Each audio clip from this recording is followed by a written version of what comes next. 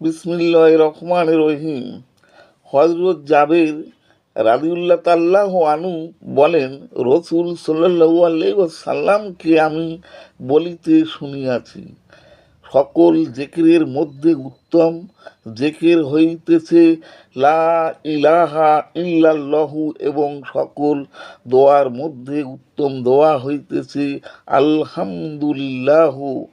ফায়দা: লা ইলাহা ইল্লাল্লাহু সর্ব উত্তম জিকির হওয়ার কারণ সমগ্র দিন ইহার উপর নির্ভরশীল।